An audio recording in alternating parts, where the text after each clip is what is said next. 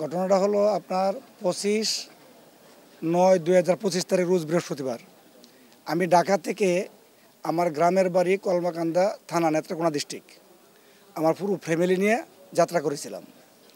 যাত্রাপথে এয়ারপোর্ট থেকে মোহনগঞ্জ এক্সপ্রেস ট্রেনে উঠে যখন ময়মনসিংহ আসি, ট্রেন যখন ময়মনসিংহ থামে, তখন ইঞ্জিন চেঞ্জ করার জন্য 30 মিনিট সময় অতিবাহিত হয়। এই সময় আমি নামাজ পড়তে যাই রেলওয়ে মসজিদে। নামাজ পড়তে যাওয়ার সময় আমার ওয়াইফ, আমার ছেলে মেয়ে ছিল, তাদেরকে বলে যাই যে তোমরা ব্যাগগুলো লক্ষ্য রেখো, আমি নামাজ পড়ে আসি। কিন্তু আমি নামাজ পড়ে এসে দেখি যে আমার ব্যাগটি ছিনতাই হয়ে যায়। এই ব্যাগের মধ্যে আমার 8 ভরির মতো স্বর্ণ ছিল এবং জমির মূল দলিলপত্র ছিল, অনেক গুরুত্বপূর্ণ কাগজ ছিল।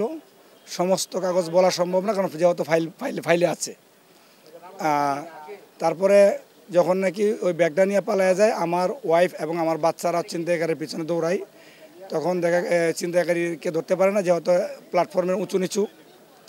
তারপর সিসি ক্যামেরা ফুটেজ পর্যালোচনা করে আমি ব্যাগ শনাক্ত করি। আমি রেলওয়ে থানাতে মামলা দায়ের করি। মামলা কপি নিয়ে আমি র্যাব অফিসে আসি, র্যাবকে অভিযোগ করি।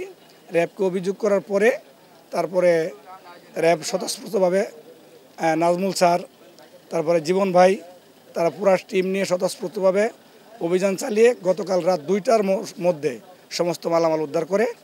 আমি র্যাবকে অসংখ্য ধন্যবাদ জানাই। RAB অফিসকে salute. সারা জীবন আমি র্যাব 14-র কাছে চিরকৃতজ্ঞ থাকবো। আর পিছন দিক থেকে যে আমাকে স্বতঃস্ফূর্তভাবে সাপোর্ট করেছে আমারই বড় ভাই, অনন্যা পরিবহনের চেয়ারম্যান তুহিন ভাই। উনি আমার বাবার সমতুল্য। ওনার রেট আমি কোনোদিন শোধ করতে পারবো না। আমার নাম মোহাম্মদ আতিকুর রহমান। আমি ইনপুট এক্সপোর্ট বিজনেস করি।